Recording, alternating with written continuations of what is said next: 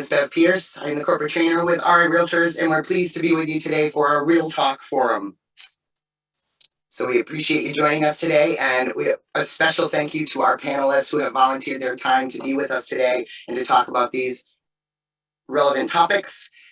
We have with us today, we have Josh Cadillac, who's a broker associate, a national speaker, a real estate coach, and an author. He trains real estate professionals how to close for life by building lasting success through extensive knowledge. His unique method combines the education real estate professionals need to survive with the tools to convert that knowledge into rapport, credibility, and trust. Josh has been a top producer since 2008, while also quickly earning several alphabets worth of designations and certifications. Last count, he had about 41 designations or certifications. Thanks so much for being with us, Josh. We also have with us today Jeff Caffrey, Esquire, who's a founding member of Resnick and Caffrey PC. Jeffrey's been a member of the Rhode Island Bar Association since 1986. He's a partner at Resnick and Caffrey PC since 1993, past member of the Rhode Island Title Standards Committee, Conveyance Attorneys of Rhode Island, a frequent lecturer on property management, distressed property transactions, and landlord-tenant, as well as condominium law and real estate conveyancing. So thank you, Jeffrey, for being with us. We have Michael Monty, a litigation and land use attorney from Sayer, Reagan & Thayer, LLP. He practices in Rhode Island state and federal courts, as well as in front of local planning and zoning boards. He's the assistant solicitor to the town of Middletown, Rhode Island, and a former clerk on the Rhode Island Supreme Court. Michael's real estate litigation work includes adverse possession cases, realtor commission disputes, lease disputes, fraudulent conveyances, and quiet title actions. Michael's land use work includes advising property owners to secure approval for commercial developments in Newport, Bristol, and South County. And we have Greg Dantis, who is broker owner of Rhode Island Real Estate Services, a realtor, and former chair of the Real Estate Commission. So a big thank you to all of our panelists. We appreciate you being here. Also here today with us, moderating, our wonderful moderator and general counsel, Monica Staff, who has been with the association for a very long time. And we appreciate you being here with us again today, Monica. So with that, I think I've gone over all the logistics. I'm going to turn it over to Monica, our wonderful moderator, to get things started. Thanks, Monica. Thank you, Bev. Bev is the queen of Zoom, so we're grateful to have her here and also as an instructor. Okay, we're going to kick things off with Josh Cadillac. We're looking forward to hearing from you. And Josh, one other quick comment to make. So I think we're all seeing in the newspapers, and I think you're going to cover this, but meltdown of crypto, cryptocurrency, people being arrested for fraud, all of that. We're also hearing it can be a great opportunity.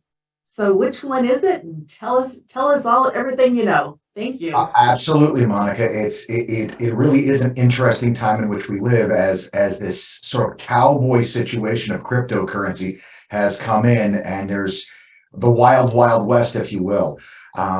Is this something new and unprecedented? No, not really. Believe it or not, some of the early fraud perpetrated in the New York Stock Exchange would absolutely surprise you as being remarkably similar to what we see here. That whole New York Stock Exchange thing, that never worked out, right? Just because there's fraud perpetrated on something doesn't mean the thing is inherently bad. And I think my core is always on the investment side of the business, right? I always want to look at everything as to whether or not it makes sense. And I think the most important question to answer right now is John's, which is, yes, John, we are all in a gigantic elevator right now. And that's why we're hearing the wonderful music that we had before. It was great music. I enjoyed it a lot as well. When we look at something like FTX melting down, or we look at this fellow that was just arrested for fraud the other day, these things kind of fall under the heading, to put it into context, of imagine E-Trade. Everybody familiar with E-Trade? You guys in general know E-Trade. It's a place to buy and sell stocks online, right? Imagine E-Trade went out of business because of some fraud. Does that mean that General Electric stock is bad? Does that mean that Amazon is a bad company? It doesn't. And with cryptocurrencies, these people that are getting charged with fraud, these are exchanges. These are places where people can go and exchange their money to buy crypto, or exchange their crypto to buy money. It's a place that brings buyers and sellers together. It's also a place where they lend money and trade on margin, and all the things that we normally see in the New York Stock Exchange or any of the stock exchanges Those things happen there. The deal is, though, it's the wild, wild west. It's so new, the regulators haven't caught up to it. Why? Well, because the regulators are always behind the times, it seems like. There's a great book, I bet nobody's ever read it, called No One Would Listen, about how one of the guys, one fellow was taking and letting the SEC know for more than a decade that Bernie Madoff was running a Ponzi scheme, and the regulators couldn't keep up with what the guy was saying, so they just let it go because they didn't understand. That being said, this is normal. In the early days of the New York Stock Exchange, there was a gentleman named J.P. Gould. And what he did to devalue stocks was he had somebody with a printing press printing false shares of the stock. He would mark the stock shares that were false so he would know which ones they are. He'd sell his in the market to take and bring the price of the company down, and he'd buy up the good stock only to take and later on declare that those shares were fraudulent. When they took him to court and sued him, he actually went to the lawsuit completely thinking he was justified, and he said he was fighting for the freedom of the presses. All right? We have to figure out all the different scams that people are going to come up with to figure out how we're going to take and regulate it and handle the situation going forward. That is separate and distinct from crypto. Crypto itself is not the exchange, and that's kind of the important idea. I want to share with you my PowerPoint really quickly. Going to give you guys a couple of quick ideas. This is part of a much longer class, so I'm going to try to do it really quickly and give you guys as much as I can at the time that I have. Covering two small topics, cryptocurrency and inflation. Easy stuff, right? For those of you that are brand new, cryptocurrency runs on a thing called blockchain, and blockchain is out there all the time. Everybody's talking about it. So what I want to try to do is explain to you what a blockchain is and kind of how it works. I'm going to try to give you this visual because I think it's going to help get the idea solidified in your mind. A blockchain is like a digital box. And in that digital box, we're going to put data, all right? And so the very first block has no blocks before it. Was the very first one. They call it the Genesis block. And so what they do is they fill this block up with data. In the case of something like Bitcoin, that's transactions, money moving from one wallet to the other wallet. That's what goes in these blocks. When the block gets full at the very top, they make a receipt of the total of everything that's in the block. That receipt goes at the top of the block, but before they put the receipt at the top of the block and close the lid, they take that receipt and they run it through an encryption software. It's a very complicated, mathematically intense process, but it spits out an encoded version of that receipt. They put that receipt in the block, they close the lid, and they put a copy of that receipt in the bottom of the next block. And that block then fills up. This block, they total everything in this block, create a new receipt that includes everything in this block, plus that original receipt that was at the bottom of the block. And that new total creates the receipt that's encrypted for this block, which goes then to the next block. What that does is it makes every single block reference the block previous to it. Now, I don't have time to get into exactly how that secures the thing, but understand this, the amount of computing effort that goes into creating the encryption makes going back and creating a fraudulent transaction almost completely untenable on a large blockchain such as Bitcoin. Bitcoin, to be clear, has never been hacked. Nobody has ever successfully hacked Bitcoin. There have been all kinds of fraud perpetrated in exchanges. Smaller coins have had problems, but Bitcoin itself has been the granddaddy of them all, proving that this idea of digital money will work. And so how does this work? Well, there's a thing called a ledger. Every computer on the network that is with Bitcoin, let's say, I'm going to use Bitcoin because it's by far that has the most value. Every computer on that system has a complete copy of the ledger, and that ledger has the total amount of money that every single wallet anywhere in the world has on it. So every computer in the world agrees on how much money is in someone's wallet. That was the way they fixed digital money, because they tried digital money before Bitcoin and it didn't work, because if you could go find the file in your computer where the digital money was housed, you could go copy paste and now you just doubled how much money you have.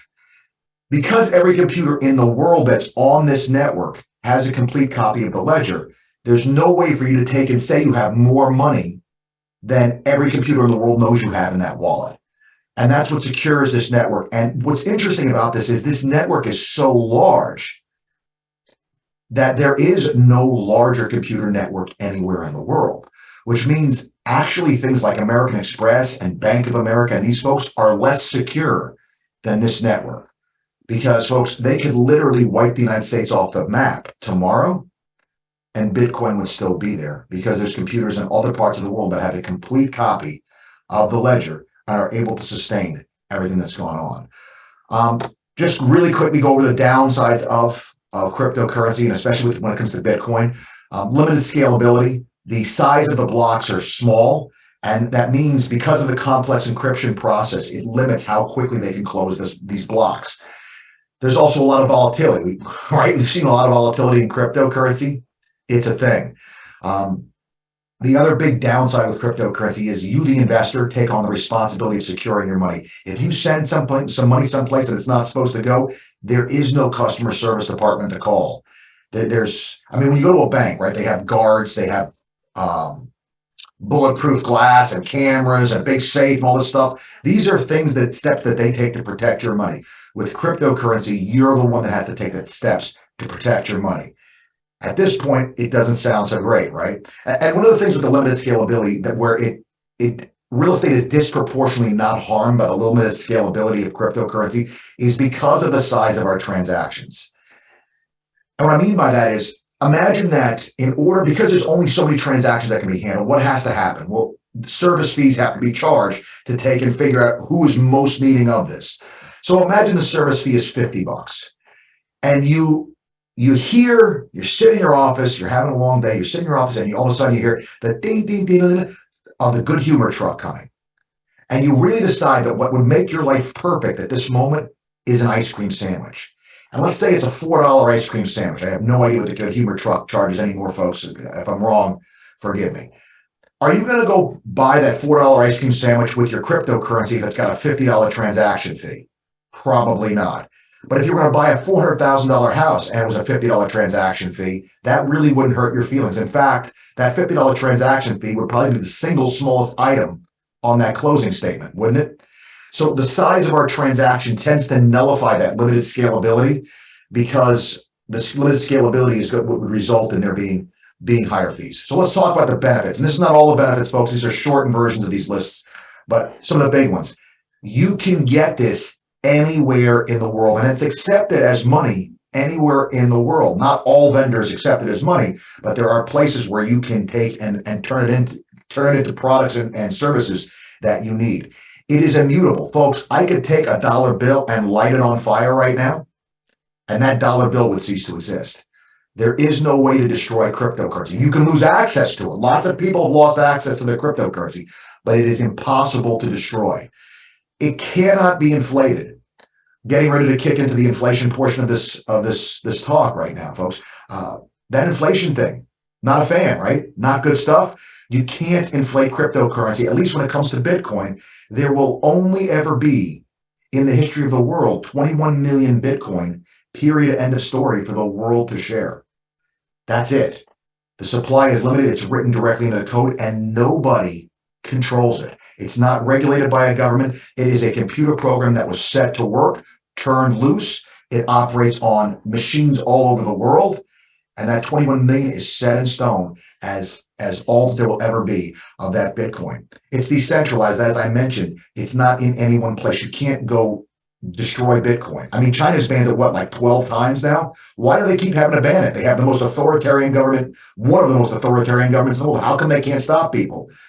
Because you really can't control it. It's much more difficult for fraud, at least in the coin itself, in the system of the coin. On exchange, different story.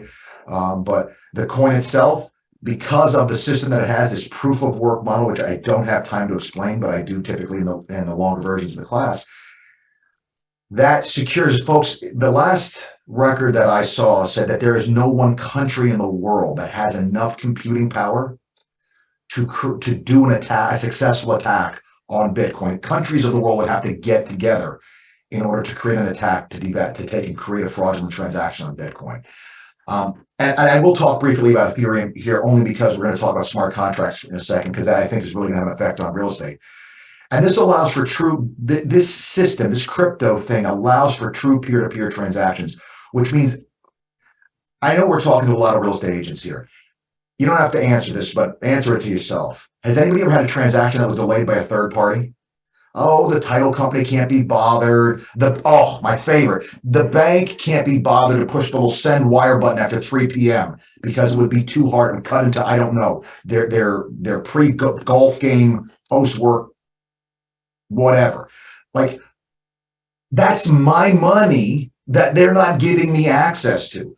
This does away with that. If you want to take and close a deal at 2 o'clock in the morning on a Saturday, you can, and you don't have to ask anybody for permission. If it's your money, you can send your money, your crypto, to anybody you want to without asking anybody. It's two people with no middleman. And there's benefits to that in real estate that, as the other problems with this get fixed, can be very, very good for the consumer. One of the interesting things are lenders are lending against this now. Lenders will let you borrow against your crypto, and that takes and opens a whole new world of opportunities, because now you don't just have to sit there watching your crypto do nothing, maybe recently going down in value. You can now borrow against that crypto to buy real estate. There is a crypto mortgage that exists that allows you to take and borrow against your crypto. Lenders will, as I said, lenders will lend you against your crypto. The number of lenders doing this is increasing. Smart contracts is something that you have to understand, because it's something that will affect real estate. Smart contracts tend to lend itself to what we do in real estate because our transactions are fairly standardized, in the sense that our contracts are fairly standardized. The creation of smart contracts behind the scene using blockchain technology to create a contract that basically executes without needing a third person. The computer itself functions as a third person, the third party, to make sure everybody's doing what they're supposed to. As thresholds are met, the contract progresses.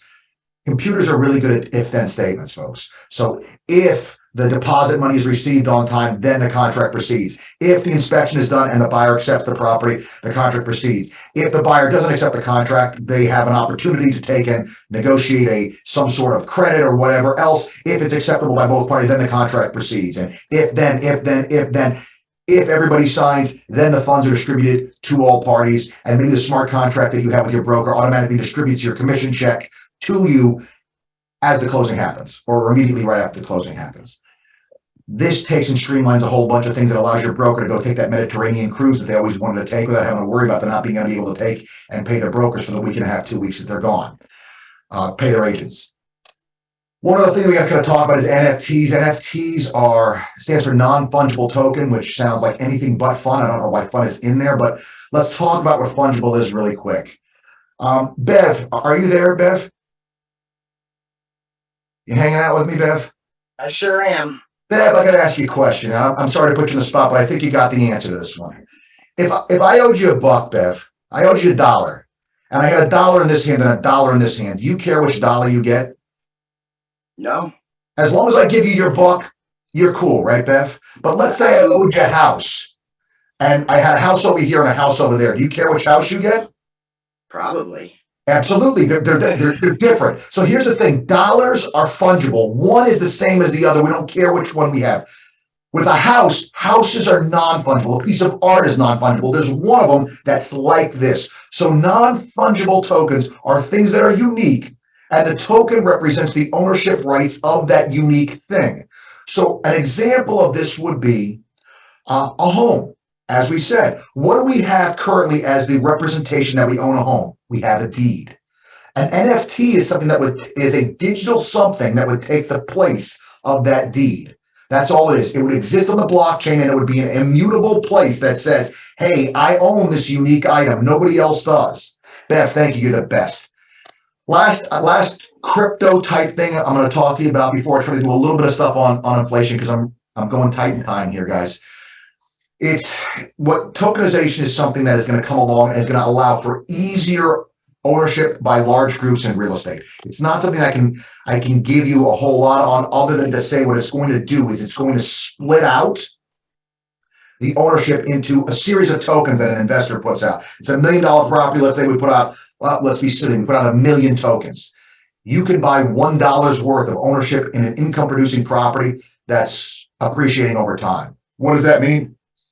Well, folks, let me give you kind of one of the more radical ideas. Your kid does a good job mowing the lawn. Instead of giving him $5, you give him $5 in an appreciating asset that's throwing off positive cash flow. You turn your kid into an investor instead of a consumer. I think we can all agree, for those of us that have tried to take and build any wealth, we have way too much consumption and not nearly enough investment. going on in this country. So that being said, that's my little piece on crypto. Let me do a really little bit on inflation for you, because that to me is where the market is today, and it's a really good conversation. Even though the inflation numbers are coming down recently, that doesn't necessarily mean it's gone away or that it's not going to come back. Inflation kind of has a little bit of a history of being pretty persistent. So inflation is what we see right now. It's a decline in the buying power of our money. What does that mean? It means everything costs more because our money just buys less. Why did it happen? Well, as it turns out, we printed a whole lot of money recently. Since 2020, in order to take and deal with COVID and all the other stuff that went on, folks, we turned the printing presses on. Some of the estimates are that 80% of all US dollars were created from December of 2020 to March of 2022. That's a little bit of money, huh? Our money supply went from about $4 trillion to $20 trillion. When you take and increase the money supply like that, even if it's not that bad, even if those estimates are too high, if you increase the money supply like that, what does it have to do with the existing money? Well, you've reduced scarcity, so it makes the money less valuable. So in order to take and see how to look at this and how to think about this, we got to look at the last time we had major inflationary time. And the 1970s is your best place to go. That's the last time that we really expanded the money supply. We came off the gold standard as a country, and we basically turned the printing presses on. This is what the inflation looked like for that decade of the 1970s. And I want you to notice, folks, the persistence of it. Got it down, came back up, got it down, came back up. So while I'm happy to see the CPI numbers and the PPI, Consumer Price Index, and Producer Price Index numbers coming down, the average inflation for this decade was 7.25% per year. Well, that doesn't sound too bad, does it?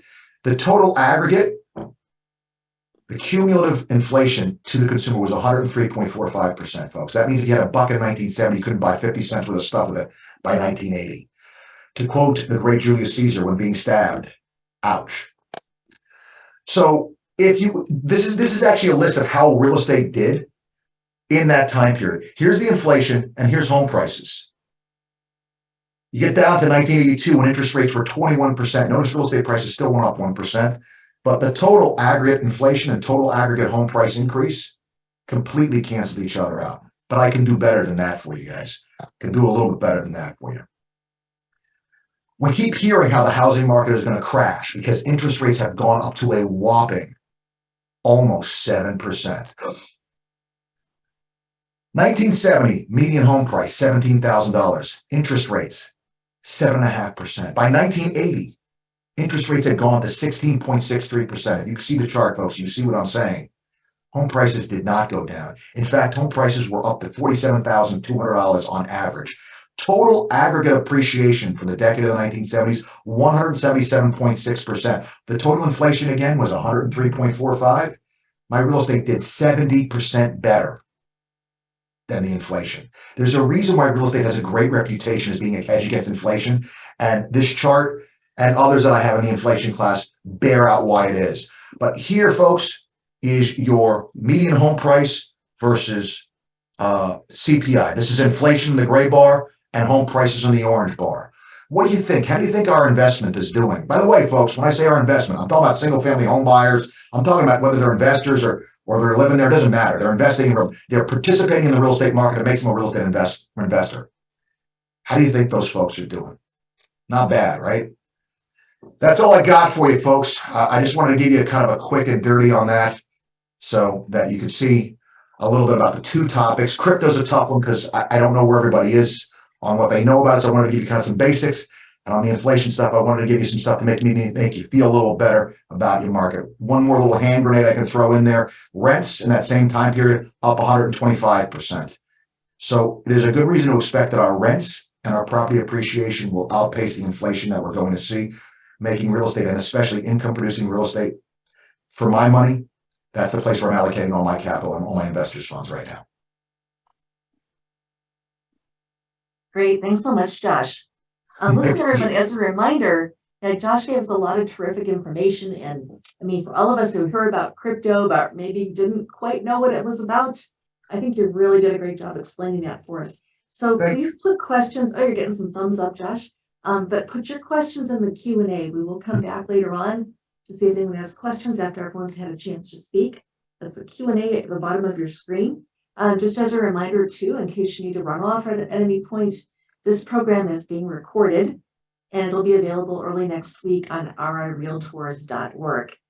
Before I call on our next speaker, let me just give you a quick reminder of what's coming up next. So we will have Greg Dantas talking also about crypto from a realtor perspective. How has he dealt with it in transactions? What does he think of it? We'll also have attorney Michael Monte will be following Greg. He will be speaking about accessory dwelling units and what's going on with short-term rentals. And last but not least, we'll have attorney Jeff Caffrey, speaking about foreclosures and a little bit about wholesaling.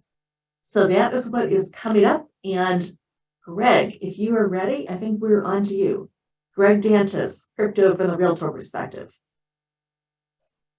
I don't have anything to present like Josh did, and I don't think there's any following up on his presentation because it was very thorough and really gave a deep dive on a peripheral level of the whole situation relative to crypto and inflation. My experience with crypto is much more of a retail experience, trading crypto, studying the different blockchains, the speed of the different blockchains, what the interoperability is of the different blockchains, which ones are going to be the highways, which ones are going to be the currencies, which ones are going to not make it. I mean, so I do a ton of research on and a lot of meetings and digital conferences on the actual protocols themselves, because it's of interest to me, and I think it's something that's going to be around for a long time. Blockchain itself, as Josh indicated, is much different than crypto.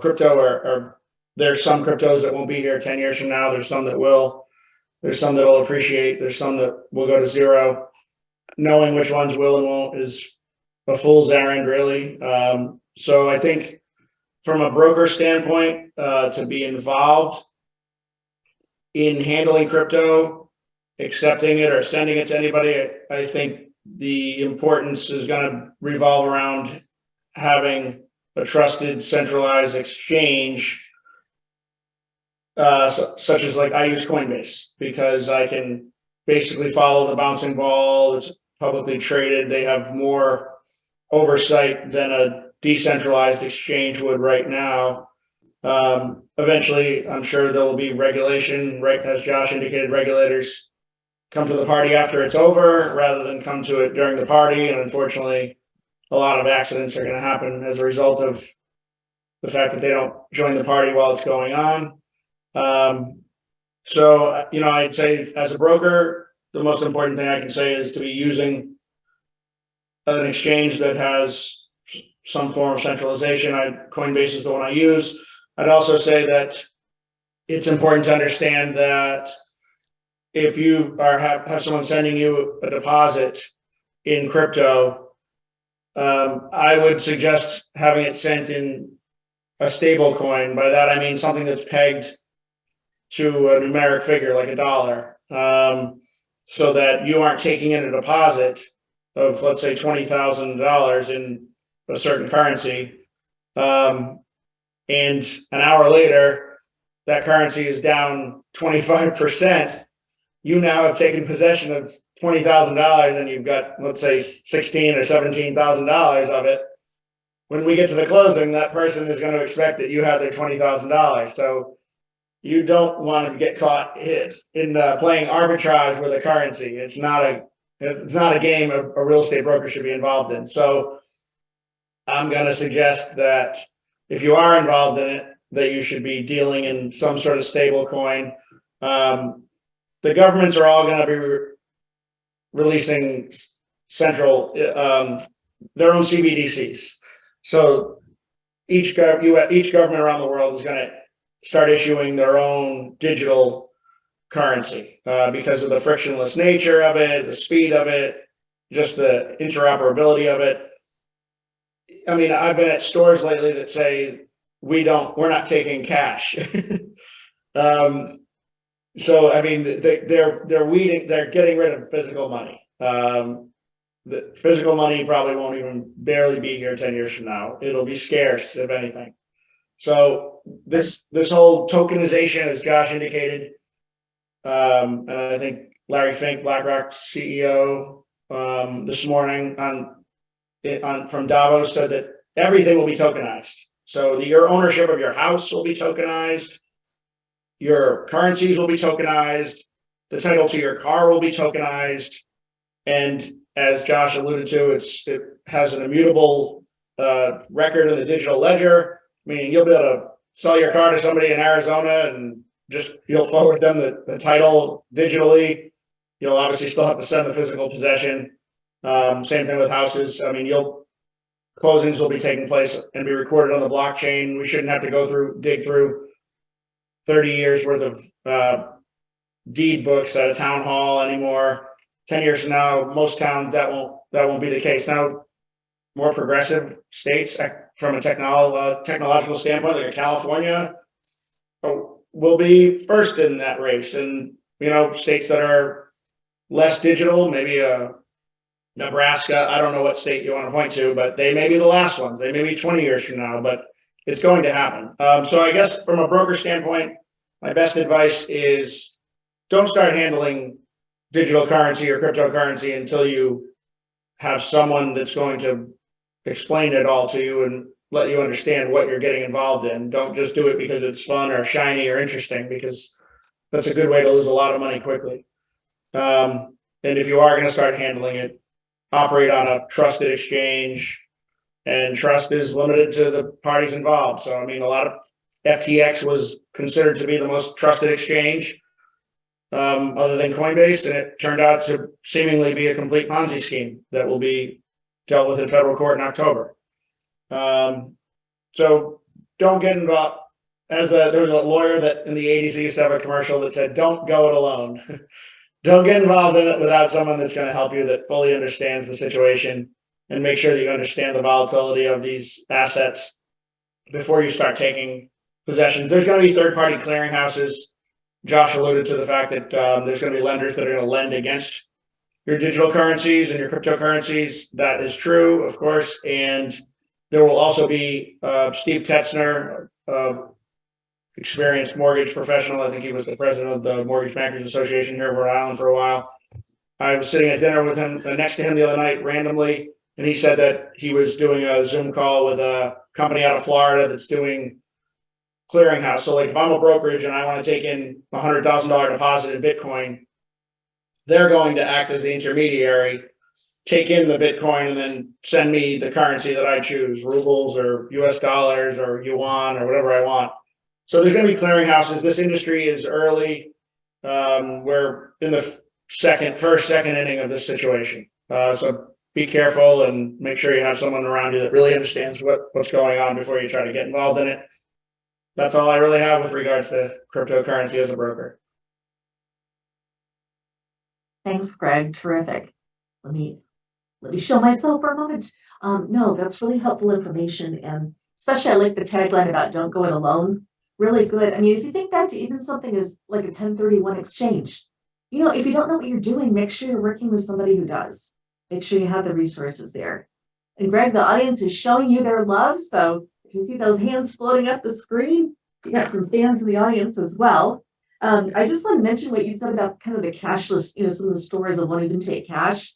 My brother-in-law has lived in Denmark for a number of years. I know some of you might have seen this on the news a few weeks ago. Denmark had 0 bank robberies for the entire year of 2022. Why? Because no one takes cash. There are only about 5 banks that have any money, actual money. No one uses checks, nothing. So that's kind of step one towards the future that as Greg and Josh have outlined for us. So thank you both very much. And come on, you guys, you're being thank you for giving people thumbs up and happy faces, but come on, there got to be some questions in here. So you still have some time to post in the Q&A. All righty. Let's move on then to our next speaker, and that would be Attorney Michael Monty with short-term rentals and accessory dwelling units. You're up. Thank you, Michael. Thank you, Monica, and thank you, Greg and Josh as well for your presentations. We're going to take a pretty hard detour now from the world of cryptocurrency to some more local issues. So I'm here today to talk about accessory dwelling units and short-term rentals, the legal trends and developments over the past year, and where we think the law in various communities might be headed. So to begin, an accessory dwelling unit is what it sounds like. It's an additional dwelling unit which is generally subordinate to the primary residence on any given lot. And so this is really important right now because legislation passed in 2022 towards the end of the year in July, which redefined what an accessory dwelling unit was for all the different communities within Rhode Island. So previously, an accessory dwelling unit was permissible pretty much everywhere in Rhode Island for single family dwellings, provided that the single family dwelling was owner occupied, and that a family member lived, resided within the accessory dwelling unit. And that accessory dwelling unit would be interior to the primary residence. So it's essentially your standard sort of in-law suite. It would have full kitchen, bathroom. So it's not just a room within your house, but essentially a second unit. Due to a lot of the work that the state has been doing to address what's considered sort of Rhode Island's housing crisis, you may have seen in the news lately that Rhode Island's sort of top official to deal with housing issues resigned. It's kind of a controversial topic. In any event, the state wanted to create a situation whereby it would increase the amount of housing supply within the entire state. And so one way they thought to do this was to make it so that accessory dwelling units could be on single family lots, single family residences, 2-family, 3-family residences. You wouldn't need to be owner occupied, and the occupant of the accessory dwelling unit would not need to be a family member. So really expansive accessory dwelling unit law went into effect. So essentially this, has the effect of turning any single family into a 2-family, 2-family into a 3-family, so on and so forth. Also significant is that no longer does the accessory dwelling unit need to be within the primary structure. So you could have a 2-family house that has a garage on the side of the lot. You could convert that into an accessory dwelling unit, even if, within that municipality and in that zoning district, only 1 and 2-family homes are allowed. Just because you have 3 units, a 2-family and then a detached garage that is now an accessory dwelling unit, that doesn't make you a 3-family and put you in violation of the zoning code. So the idea of this is to really expansively broaden the housing supply. The state law also allows communities to count accessory dwelling units that are rented to certain lower income individuals as part of their affordable housing stock for the town. Of course, that's not to say that if you're an owner, you have to rent to someone who's lower income, but it's a possibility. So this is a very sort of influx area. So I laid out kind of the broad parameters of what the new law looks like, but you really need to be careful. This is going to be talked a lot over this year. So notwithstanding the fact that the state law allows for this really broad adoption, each municipality is going to be very different. New town councils, city councils were sworn in January. And each community, I think we have, 39 cities and towns. is going to deal with this very differently, and the municipal ordinances are going to control. So it really remains to be seen which communities are going to allow for this expansive approach that the state has allowed for, and which ones are going to be highly restrictive. So to provide an example, I'm the assistant solicitor for the town of Middletown, and we're addressing this in our community. And the way a lot of these zoning ordinances are developed, it goes back and forth between the planning board, the city council, the zoning board, and there's a lot of individuals weigh in and provide recommendations and advice, and then ultimately the council will make a decision. And the planning board recently met and discussed the adoption of two sort of separate ordinances that were very much in tension with one another. So on the one hand, one proposed ordinance was very expansive and basically took the new state law to the limit, and said, you know, these are going to be allowable in almost all of the residential zoning districts. You know, we're gonna provide this to everyone as long as you meet the setback, lot coverage, you know, minimum housing requirements. You can do this.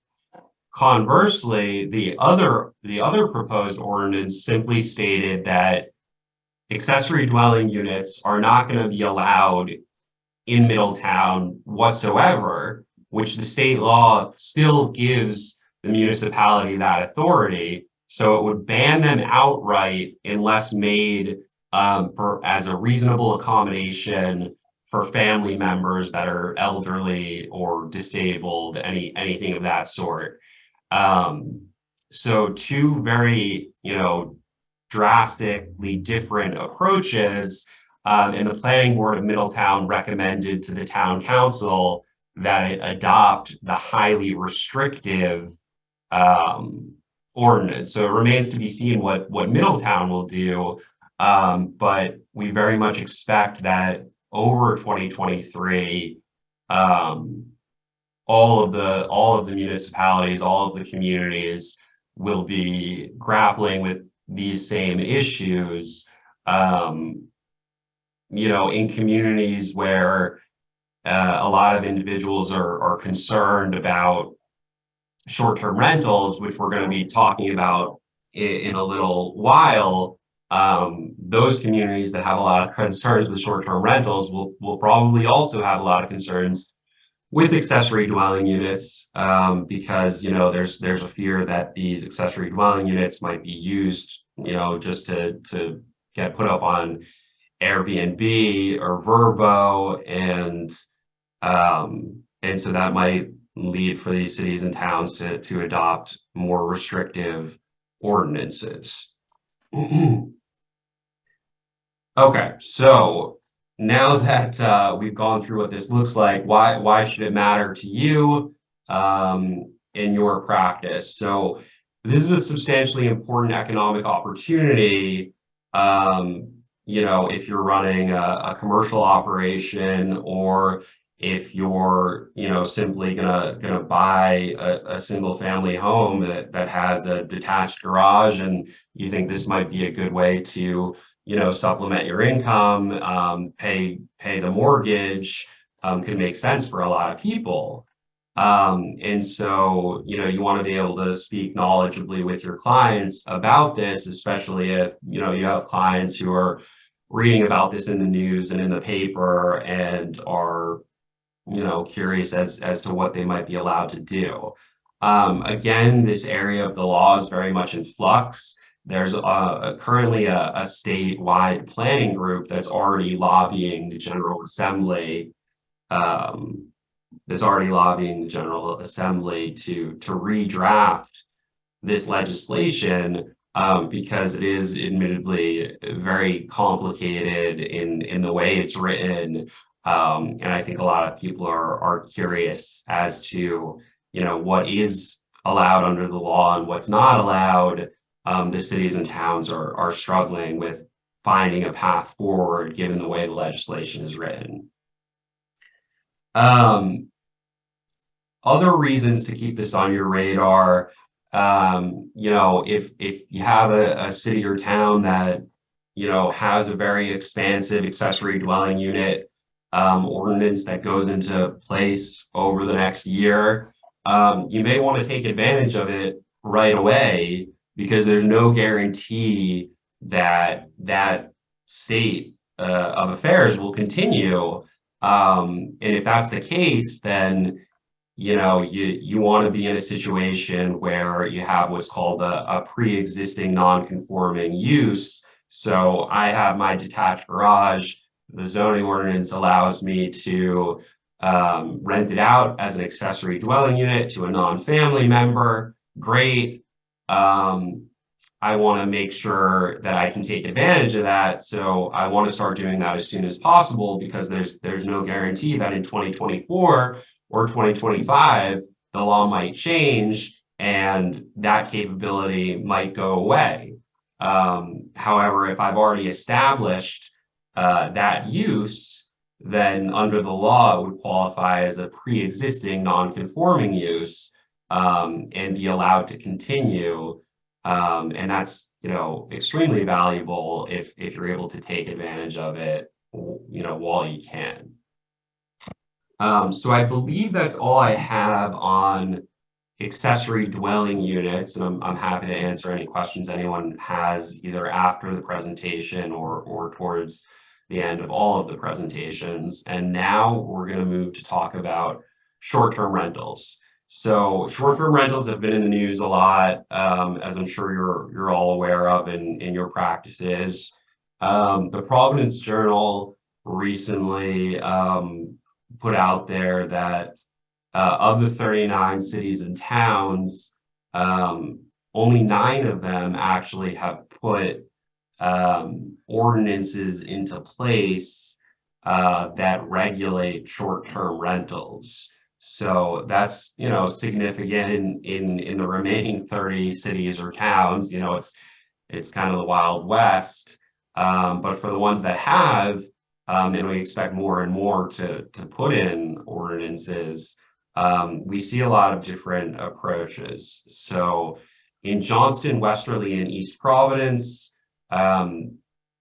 short-term rentals, and I'll just call them Airbnbs for short, require registration, and that's essentially their only form of regulation. In Barrington, Jamestown, Middletown, and Portsmouth, capacity is regulated, as is parking. So in these communities, you'll see ordinances which, say if you want to do Airbnb, you have to have enough physical space on the lot for an additional parking spot beyond what's required of a single family home or a 2-family home. And this can be, pretty restrictive because some of these ordinances will require, not just a place to pull in the car, but the way a parking spot is defined in the ordinance would be enough room for an additional car to be able to pull in and pull out without having to back out. You might see something like that. And that can complicate your ability to get an Airbnb registered within your municipality. So things you want to be on the lookout there for, your clients might need to seek a parking variance to allow them to do Airbnb.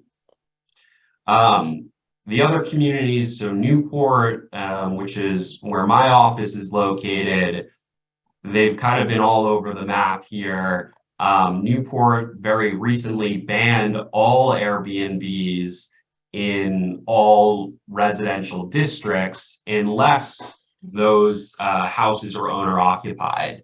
So in Newport, you can really only do Airbnbs in the general business district unless you're doing this out of your home and it's owner occupied. And this has been hugely in flux for a long time. in Newport, this was allowed in certain other districts.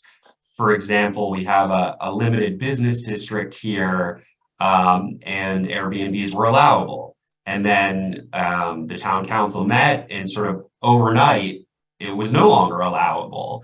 And we've got a situation here in Newport now where, anyone who's in the limited business district that was already qualified when it was permitted are allowed to continue that use, again, the pre-existing non-conforming use. But people who are in the limited business district and are sort of right next door to someone who's doing an Airbnb aren't allowed to, because they weren't, grandfathered in. So, you want to be very careful with these things in terms of, providing advice to your clients in terms of what is and is not allowable, because, it's very easy to see, well, the person across the street is doing it, so I must be able to do it too. That may not be the case. The other community that has a short-term rental ordinance is Providence. You can see there, Providence bans all but owner-occupied short-term rentals in almost all of the single-family zoning districts, but it's a much broader use outside of those single-family zoning districts. New development in 2022 is bringing this sort of statewide. So prior to 2022, you only needed to worry about registering with your municipality. If you were one of those 9 communities, that's where you would go to register. Now, statewide, you have to register, not only with the municipality, if that's required in your municipality, but with the state as well. So you can see here what the mandatory state registration looks like in terms of, if you fail to comply and register with the with DVR, you could face pretty significant fines. So certainly $1,000 a day if you're in violation for more than 60 days, that could get pretty pricey. Although realistically, I would be quite surprised if the state were to enforce such hefty fines. In any event, moving on. How prevalent are short-term rentals? This again comes from a recent article that was in the Boston Globe. So in terms of registered Airbnbs, Verbos, whatever it may be, as of January 6th, there were just under 3,000 units registered. As you might expect, we see the highest percentage in the coastal communities and then in Providence. Okay, so what do you want to look out for? Just generally, you want to, people are going to be talking about this. People are going to be interested in whether this is something they're allowed to do. It's going to be in flux. If there's one area of the state that you mostly practice in, or a couple of areas, it should be, fairly easy for you to get a hold on, what those communities are doing, and keep your ear to the street in terms of communicating with the town in terms of, are hearings going to be held discussing short-term rentals? You can contact city and town hall, and they'll certainly let you know. Interesting things, you might say, okay, Jamestown, we know that they're allowable, but geez, look, the registration fees are, pretty significant here. $700 for short-term rental units, that's a pretty hefty registration fee. Many of these communities as well that have ordinances have a local representative requirement. So in East Providence, for example, you have to respond to and be physically present within 12 hours. So either you as the property owner, or you have to have a property management company, or, somebody who can respond, if the police get called. So it's not always straightforward, and you can run into a lot of problems with the municipality if you're not, diligent about this and in understanding of what the rules and regulations are. Again, so why does this matter? Potentially important commercial opportunity. I'm really here to talk about the legal side of it, but I'll leave it to yourselves to evaluate whether or not short-term rentals makes good business sense. Either personally or for your clients that are considering doing this. Again, and I think what has been a theme throughout my presentation here is that, if you have the opportunity, you might want to take advantage of it because it may not always be there. And you can get grandfathered in if you've established the use prior to a restrictive ordinance being put in place. Also, you want to be knowledgeable about this because I think you're going to hear a lot about it in 2023. Housing is a huge issue at the State House. It's being written about, in the Boston Globe, in the Providence Journal. Short-term rentals get people very passionate. So you want to be able to knowledgeably inform your clients in this area. So the last thing I want to talk about, and this is a broad question that, I get from time to time from people. They get very upset. They say, it's my property. Why can't I do with it what I want? The state, the town has no business in terms of what I do with my property. And, I'm sympathetic to that position, and I think it's easy to get frustrated.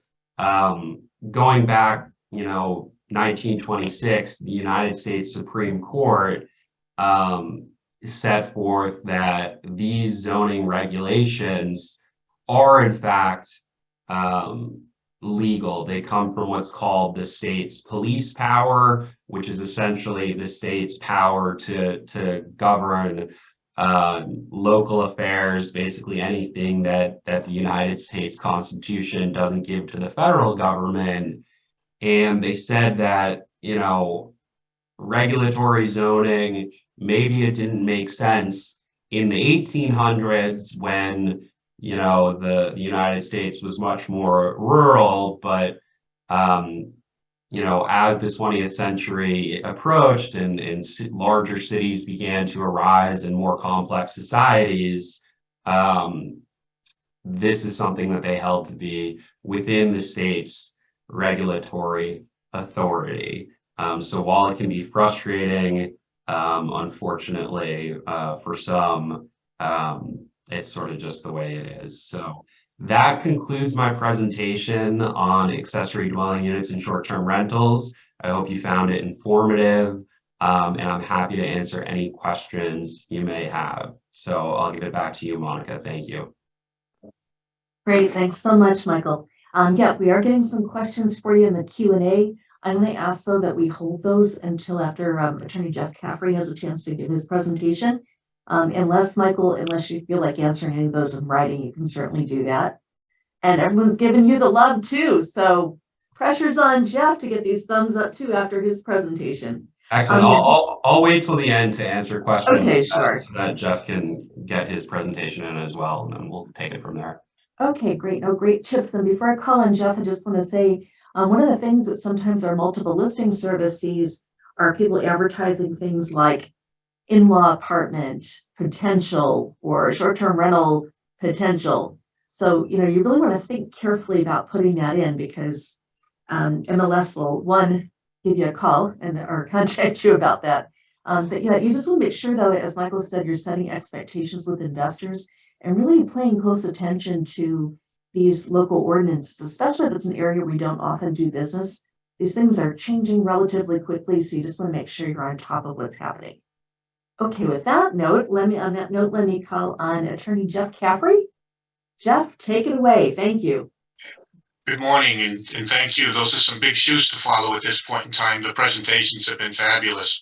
I'm going to attempt to share my PowerPoint presentation with you. I'm going to be speaking on both foreclosures and short sales, as well as wholesale properties. Hopefully everybody can see what I'm putting up there. So basically, we're going to start out by discussing recent developments and revisiting foreclosure, short sales, and distressed properties. And I say restocking your toolbox for 2023 and beyond. For those of you that have been in the business for only a few years, you probably have only experienced the good times, which is with rapidly appreciating property and low interest rates.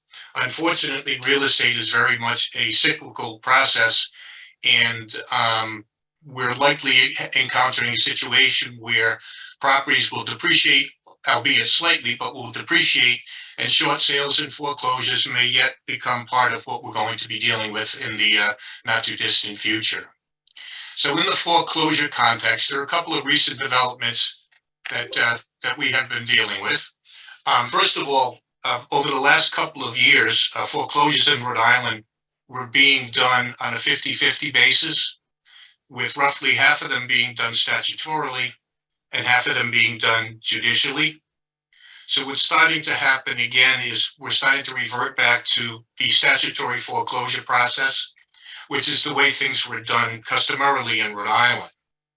The reason for that is that previously there was a lot of litigation being filed contesting the validity of a foreclosure sale. Judicial foreclosures, because you get a final decree ratifying the foreclosure, eliminated the possibility of any future contest to the foreclosure proceedings. Since there have been less lawsuits filed, the lenders are going back to the statutory method. One of the benefits of a statutory foreclosure is that it's much more efficient and an expedient way of proceeding, since you don't need judicial intervention. With the judicial foreclosures, it requires the institution of a suit to establish default. You need to get permission of the court to proceed with your foreclosure proceedings. And then you have to go back into court when all is said and done to get an order ratifying the proceedings and confirming that the sale was done properly. And as anybody who's been involved in the judicial process knows, we don't have the ability to set dates and times for hearings, and you're kind of subject to the court's jurisdiction and their calendar. So eliminating that has made the process a little bit more expedient, and hopefully that much more efficient for those of you out there representing buyers at foreclosure sales.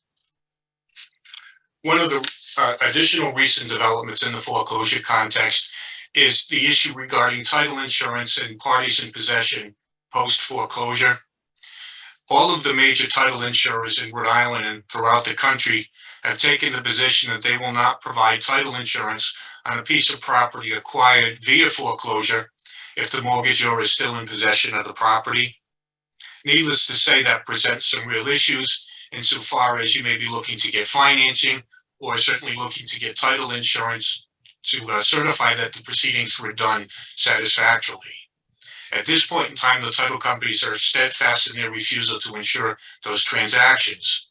So if you're going to be representing buyers at a foreclosure sale, one of the first things you need to verify is whether or not the property is still occupied by the mortgagor.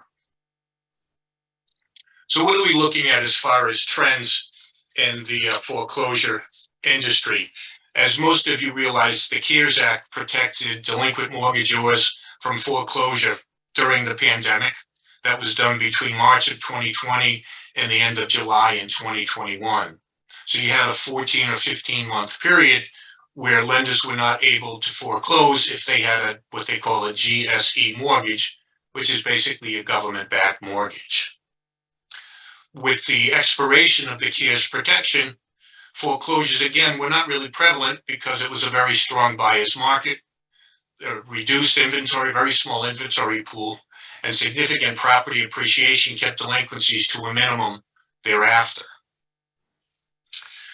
There was a forecast that once the CARES Act was removed, because of the number of delinquent borrowers, that the number of foreclosures and short sales would increase substantially once that protection was removed. However, that never came to fruition. By the fourth quarter of 2022, the number of foreclosure filings increased to pre-pandemic levels, roughly a 50 to 60% increase over the prior year's statistics.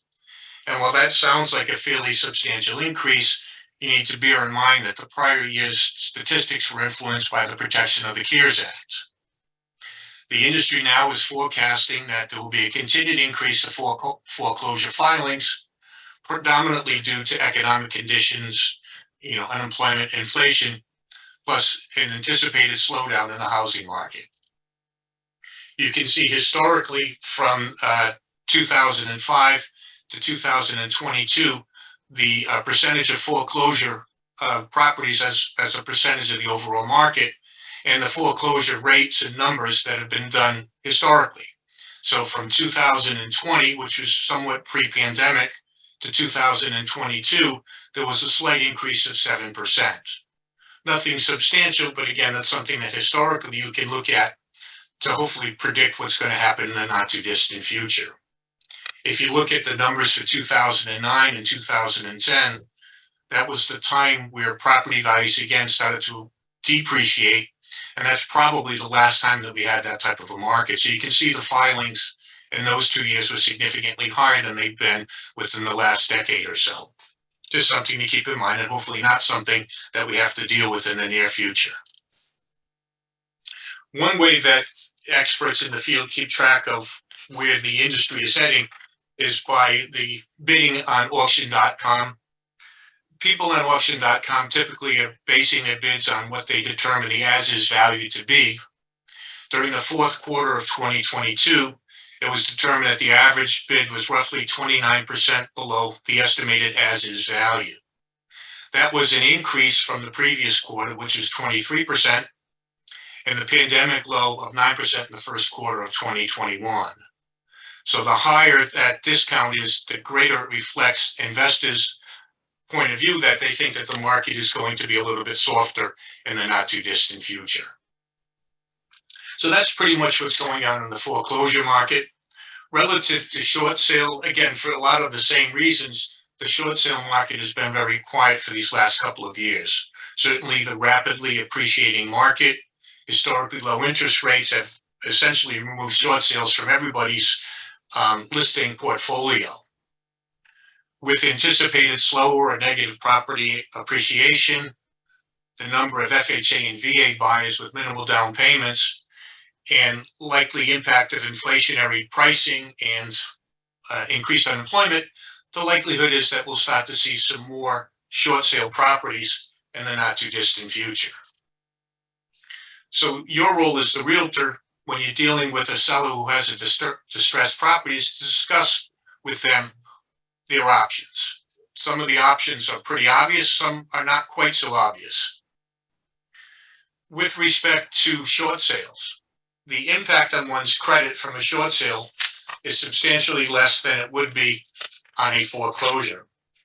For instance, I'm advised that the hit on your credit scores for a short sale is roughly between 50 and 150 points versus a foreclosure where it's roughly between 200 and 400 points. A seller would be eligible to repurchase a piece of property in a short sale context in roughly 2 more years after the short sale is reported versus a foreclosure sale, which can take up to 4 or 5 years before they're eligible to purchase another piece of property. Short sale property will appear on your credit report for anywhere from 12 to 18 months, as opposed to a foreclosure sale where it's anywhere from 7 to 10 years. So those are some important considerations that you want to advise your clients of in the event that they're looking at the short sale versus a foreclosure. In many of these instances, you may be dealing with a seller who's pretty much given up. They're throwing their hands in the air and saying, I don't really care what happens to the property, let the bank take it. But if you're there on a listing appointment, if you're there providing advice, you want to counsel them as to the impact that a foreclosure would have versus the impact of a short sale. Along those same lines, a short sale is not an advertised transaction, whereas a foreclosure is. So there's certainly a great deal of stigma associated with having your name in the paper for an advertised foreclosure sale. Regarding closing and occupancy, in a foreclosure context, your ability to continue to reside on the property is dependent upon the rights of the successful bidder or the position of the foreclosing lender. In the short sale context, typically you have the opportunity to negotiate when you'll turn over occupancy of the property, and that certainly gives you a little bit more predictability in the process. There are financial considerations. In many short sale contexts, your seller may be eligible to receive a relocation assistance contribution. There are forgiveness of debt issues. In a short sale context, you can negotiate to have the remaining balance of any debt forgiven so that there's no future liability that your seller may have going forward. You also have a little bit of control in that situation over the sales price and any terms of sale that are not available in the event that the property goes up for foreclosure. Okay. Certainly in the short sale context, you're eligible as an agent for getting paid a commission. I'm sure you realize in a foreclosure scenario, there's no compensation to the broker. As far as there being parties in possession, if there are tenants in possession of the property, or if you want to remain in possession of the property post-closing, that's an option that's available to you in the short sale context versus the foreclosure context, which is not available. Inspection and property repair considerations. These are all things that as you're sitting down and discussing the advisability of proceeding with the seller, these are all items that you can discuss and take into consideration in deciding how best to proceed. Okay. So that's basically, I know I'm kind of racing through this, but we only have a limited amount of time for what we're discussing. So that's basically the materials on foreclosures and short sales. And I'm going to now upload my wholesale PowerPoint, and hopefully I can just add that. Okay. So wholesaling of real estate in Rhode Island is a relatively new phenomenon.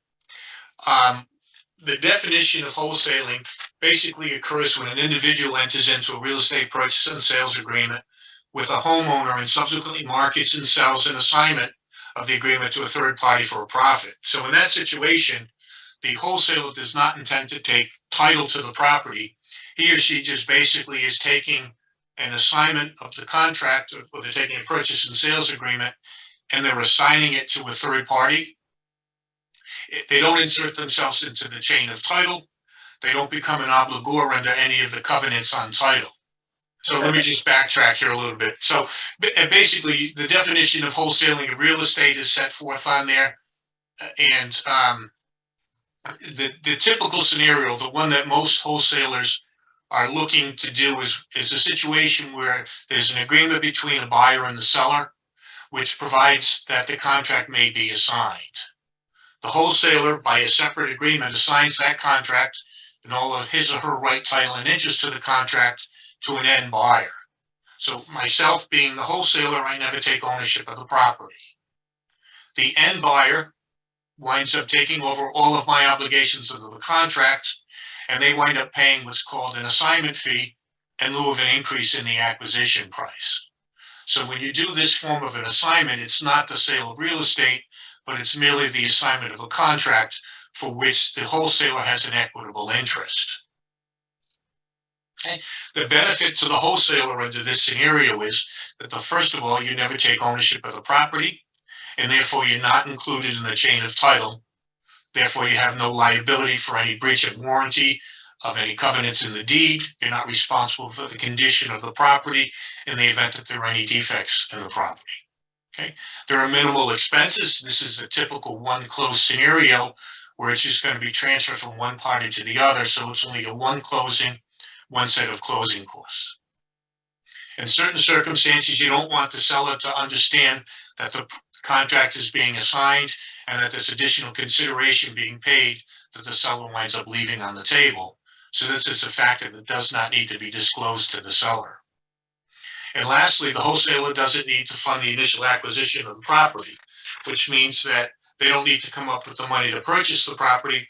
All they're doing is assigning the rights to the contract, and the end buyer is the one who winds up acquiring the title to the property and coming up with all of the funds. There's a second type of wholesale transaction, which is one that I see more frequently in my practice, and that's what they call a simultaneous or double close transaction. In this particular scenario, what happens is the wholesaler winds up actually closing on the property, and then he or she shortly thereafter will sell the property to the end buyer. It's an immediate resale, so typically it would be done, one would be done at 10 o'clock, and the resale of the property would be done shortly thereafter, generally on the same day, with the documents being recorded simultaneously. This scenario you see in situations where the original contract between the seller and the wholesaler is a non-assignable contract, or in the instances that I see most frequently is in the foreclosure context, where most terms of sale do not allow for the subsequent reassignment of the successful bid. So under those circumstances, the successful bidder winds up closing on the property, and then he or she would immediately resell the property to the end buyer.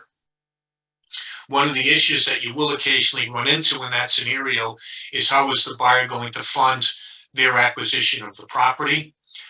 In a lot of those transactions, ones that I've been involved in, is private lending.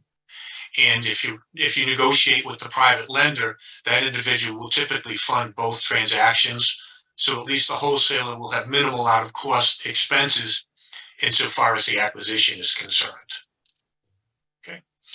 There are some considerations to take into account when you are dealing with a double closing. First and foremost is the true consideration is documented and part of the land evidence records. So if one of the concerns you have is you don't want the ultimate or the initial seller to understand what the consideration was, that information is going to be readily available, and they'll know about the amount of money that they left on the table. It also results in a second closing, which would have increased closing costs. You're going to wind up paying tax stamps twice. You may wind up paying title insurance twice, and you're certainly going to pay 2 closing fees. Okay. As I mentioned earlier, the wholesaler winds up having to fund the initial purchase, and even if it's just for a few moments, most private lenders are going to charge at least 1 point for the use of the funds for that short period of time. And then lastly, as the seller on a subsequent transaction, you're entered into the chain of title. So therefore, you would be responsible, as any seller would be, for breach of warranty covenants or the condition of the property in the event that there was any defective conditions. Okay. As far as regulations are concerned, this is a relatively new area. Certainly in Rhode Island, it's relatively new. So Rhode Island does not have any regulations that pertain to real estate wholesaling. In some states, Illinois and Oklahoma being 2 of them, they require that wholesalers be licensed agents.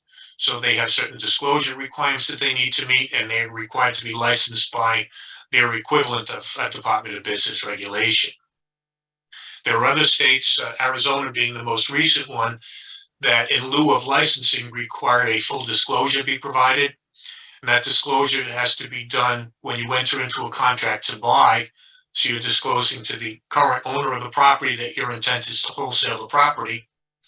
And then when you enter into a subsequent contract to sell, that you have to disclose that you don't have ownership to the property and that's your intent to acquire title to the property before conveying it to the end buyer. In the last week alone, I've had a couple of contracts come across my desk for the simultaneous close. And in one of them, the wholesaler was actually a real estate agent, which, as we know, in Rhode Island is not required. But in this particular instance, they were a licensed agent. And the disclosure in the contract was perfect. They disclosed that first of all, that they were an agent. And secondly, they made the agreement subject to them acquiring title and disclosing that, in fact, at the time they executed the agreement, they were not the owners of the property. The second agreement that came across my desk had no disclosure whatsoever. And in that particular instance, it was just your standard purchase and sales agreement with no contingencies or representations. I would definitely counsel against using the second form of contract, because when you enter into a purchase and sales agreement to sell real estate, I think most parties are going to assume that, in fact, you are the owner of the property and that you have the legal right to sell it. So whether or not there's a legal obligation to disclose it, I think your failure to disclose would certainly result in some liability should a lawsuit be brought against you for misrepresenting ownership status. As I mentioned initially, Rhode Island does not regulate wholesale transactions. However, clearly, if you're representing a wholesaler and you're drafting the purchase and sales agreement, you want to stress to your client that they have to disclose that they don't have ownership of the property, and that their obligation to perform is subject to them acquiring title. I did a little bit of research to see if there were any cases in Rhode Island wherein a seller failed to disclose that they weren't the owners of the property at the time that they sold the property or the time they contracted to sell it. I wasn't able to find any lawsuits, but I'm sure it's just a matter of time until some get filed. Because if you're acting in reliance upon the purchase and sales agreement and the seller's authority, and you're incurring appraisal fees, title exam, and inspections, and that initial transaction falls through and you're not able to acquire title, I think that's going to create some real issues for the wholesaler. Okay, according to the information I've received, that wholesale properties may be listed with MLS so long as it's disclosed in the property remarks that the sale is subject to the seller obtaining title or words to that effect. So there's no prohibition against listing wholesale properties as long as you properly disclose it. Okay. MLS does not allow for the listing of transactions where it's an assignment of the contract versus the double closing. So if it's your intent to just assign the contract and never take ownership, then you're not able to list that information with MLS. Okay, as I'm sure most of you realize, the standard Rhode Island Association of Realtors purchase and sales agreements are assignable contracts. So therefore, one of the obstacles to assigning a bid or assigning a contract is removed because Rhode Island contracts are customarily assignable. Okay. What are the pros and cons of wholesaling real estate? Well, for the uninitiated, it's a good way to begin investing and to learn the business. It requires very little capital because all you're doing is tying up a piece of property for the deposit and hopefully flipping that piece of property without having to take title to it. You can make some quick money in a relatively short period of time. Certainly if you're dealing with foreclosure properties, most of those properties close within 30 days of the date that the foreclosure sale takes place, so you're able to flip that property relatively quickly. And because you're not going to own the property in the assignment of contract context, wholesalers don't need to have a great credit score, nor do they need to be creditworthy borrowers. So those are some factors to take into consideration if you or your clients want to get involved in wholesaling. What are some of the cons? Well, first of all, finding off-market potential properties is time-consuming and challenging. And from what I'm told from clients of mine that do wholesaling, is it's very competitive trying to find properties that are suitable for this type of a process. If you don't have a ready, willing, and able group of buyers that are willing to take title to the property, you may result in some financial losses. So when you put up your deposit on a purchase and sales agreement with the intent to assign, if you're not able to assign that contract, you either have to buy the property or you're going to wind up forfeiting your deposit as part of the damages. The income is certainly not as predictable as income generated from buying and holding real estate. So certainly you're in a position where you can afford to acquire title to the property, hold it, and rent it. That's a much more predictable source of income than wholesaling. And then lastly, depending upon the location of the property, there may be state regulations, including licensing, to comply with. So if you're interested in doing this as a multi-state venture, then you need to be aware of the different regulations out there. And because this is a relatively new field of investing, it's something that you need to be aware of on a daily basis because the landscape changes on a regular basis. So that's basically my materials. I know it was a really abbreviated presentation, and certainly happy to answer any questions that anybody may have. Thank you so much for that information. The whole issue of wholesaling in particular is becoming a discussion area across the country right now, as you mentioned, and certainly no one's wishing for foreclosures or short sales anytime soon, but it's good to know that we have people who know what they're talking about. So I've got 11 o'clock right now. I don't know if any of our panelists or if people are able to hang out for a couple of minutes. And I know Gabby had a couple of comments. For anyone who has to go, audience or panelists, thank you so much for joining us. And we do have some questions in the Q&A, so let's see what we can get through. Like I said, anyone who needs to go, sorry about this, but there's so much good information. Just didn't have the heart to cut people off earlier because this is good stuff. Okay, so most of our questions, we did have a couple of folks who asked both Josh and Greg, if they have any podcasts or channels. I think Bev has actually posted that information on chat, but we do have some, for any of you who are fans, I'm going to follow them. Take a look at what Bev has posted, and that should have their information right there. One of them actually I have to say live because I love the title. Know Your Shit with Josh Cadillac. Okay, that's a memorable one. And Greg, we can follow Greg with this name. So, all right. Yes, I did say that instead of bleeping it out. Okay, it looks like a lot of our questions so far are for Michael. And this is going back to accessory dwelling units and short-term rentals. So first one we have here is, Michael, how does this play out with the value, town taxes, etc.? Do you have to petition the town to change your designation? So that could apply either to ADU or short-term rentals. Sure, I'll try to briefly respond. So, in terms of changing the designation, I think it's going to depend on the zoning and building officials of the particular municipality. So in Newport, if you want to do a short-term rental, you do have to change the designation of the property. In terms of the tax assessment for the property, I'm not sure what the answer to that question is right now. I haven't seen, I haven't had any clients come to me to address that issue. And I haven't seen, I mean, I suppose the way it would change is if you have a residential property and the town makes you change its designation to commercial, then that would affect your assessment. So forgive me, I had to work through that to answer it. But yeah, I think that would be a consideration. Conversely, if you're, have a residential property and, it's owner occupied and you're doing this, it probably would not affect it. Great, thank you. And I'm impressed, Michael, everyone appreciate this, that Michael didn't just punt and say it depends. He actually attempted to answer that question. So good job. Okay, so this one, I think you already answered this, Michael, but so you can be grandfathered in, and that would be for the short-term rentals? You can be, yes. Okay.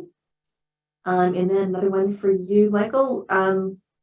It looks like Airbnb circumvents existing residential zoning regulations. I more of a comment, I think, Yeah. Up for debate. Okay, fair enough. One more for you, then we've got one for Jeff in here.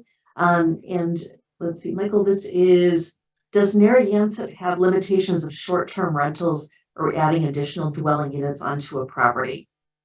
So Narragansett ordinance for ADUs. Narragansett does have a short-term rental ordinance, I believe. I think I referenced it in the slide deck, which I think Beverly is going to make available. Their accessory, I believe they also have an accessory dwelling unit ordinance. But again, I expect that most communities are going to see their ordinances change for accessory dwelling units over the next year. So you should easily be able to take a look at that. All of the municipal ordinances and the zoning codes are accessible online and searchable. So just search accessory dwelling unit. And if you work a lot in Narragansett, keep your ear to the street in terms of whether or not they're considering amending it. They probably are, because due to the changes in the state law, their current ordinance may no longer be in compliance. Okay, great, thank you. And it looks like our last question I see in the Q&A is for Jeff Caffrey. And Jeff, seen a couple more. We'll do a couple more, and then I just don't want to hold people much longer than past we promised, especially our panelists today. So Jeff, I think you covered this in one of your last slides, but what are the risks and rewards with wholesaling? And Jeff, while you're thinking, I'm going to give you 10 seconds to think about that, because let's send all the panelists our love before everybody leaves who's in the audience today. So get those thumbs up and emojis and everything going. We really appreciate everybody's time today. Good, you got some hearts, folks. Yay, good panelists. Okay, Jeff, I stalled long enough to give you a chance to get ready for that question. So Sure. So probably the biggest risk in wholesaling is the deposit money that you put down when you enter into the initial contract. So that money is definitely going to be at risk if you're not able to find somebody to assign the contract to, or if you don't wind up taking title to it. The benefits are there's a lot of profit potential out there. I mean, I've seen contracts where they've been assigned multiple times with any number of people making a $10,000 or $15,000 assignment fee. So it really depends on the property, but there is profit potential, and your exposure generally is limited to your down payment monies. Excellent, thank you. Okay, we do have one last question about how will ADUs affect appraisals. I'm gonna hold that one, and why don't we follow up with that, and then we can post that if you check the video online. We'll do that. So I know that Bev and or Ann have some parting words. So which one of you would like to speak? I'll go ahead because I was late to the party, and my apologies for that. I just can't thank our panelists enough for all the hard work and their time. These are busy people. They're experts in their own individual rights, and for them to give us 90 minutes, and counting, so I'll be quiet in a couple. But for them to, join us, because we do pre-event meetings where we flesh out the material, get the flow going. I can't thank you enough. I think, the session's been enlightening. I hope we've learned a lot. And our job really is to, be advisors to the clients that we serve. And I think we should be ahead of the game and the trends versus being behind it. So who knows what's going to happen in 23, but I think, with crypto and blockchain and ADUs and short-term rentals and REOs and foreclosures and wholesaling, hopefully this session will position you stronger when you have these kind of conversations should they arise. As far as questions are concerned, my email, ANN@RI Living, listen at me, RIRealtors.org. If there are any follow-up questions, we'll do our best to collect those. We'll get the answers for you, and then those will be posted on our website under a separate document. So the video is recorded, will be posted, and then we'll have the Q&As. So feel free to contact me or Professional Development at RI Realtors, pose your questions, and we'll get it done for you. So thank you, Beverly. She put it in the chat, which is always good in writing. So again, my thanks to everyone. Monica, thank you so much. Beverly, for all your hard work. We don't realize the back end, work that Bev goes through to bring these to us, and she does always a slap up job. So thank you so much, Bev. And everyone's accepting referrals on the panel, except for me, because I'm in-house counsel. So just saying, if you're looking for some experts, they're all here. So, all right. I think on that note, thanks again, everybody. I think we are taking off. So have a great day, audience members. Thanks for joining us. Really appreciate it. Thanks, everyone. Take care. Everybody. Have a great day, everyone. Thank you.